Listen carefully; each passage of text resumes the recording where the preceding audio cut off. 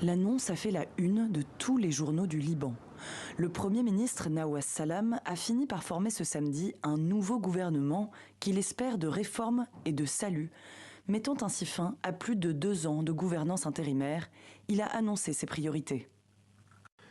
La réforme est le seul moyen d'atteindre le vrai salut. C'est pourquoi nous avons demandé au gouvernement de garantir la sécurité et la stabilité au Liban en achevant la mise en œuvre de la résolution 1701 de l'accord de cessez-le-feu et en poursuivant le retrait d'Israël jusqu'au dernier centimètre du territoire libanais.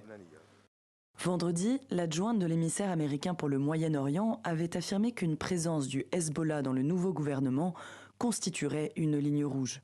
Dans un pays profondément marqué par la récente guerre entre Israël et le Hezbollah, les tractations pour nommer les 24 nouveaux ministres ont été ardues. À Beyrouth, les Libanais oscillent entre soulagement et inquiétude quant à l'ingérence d'autres pays. Nous avons non seulement été confrontés à une guerre, mais aussi à une crise financière et à de nombreuses autres crises majeures. Il faut maintenant que tout le monde travaille ensemble pour reconstruire le pays et pour éviter toute intervention extérieure. Dieu merci, le gouvernement a été formé, mais il faut surveiller les influences extérieures, car il y a beaucoup d'interventions régionales.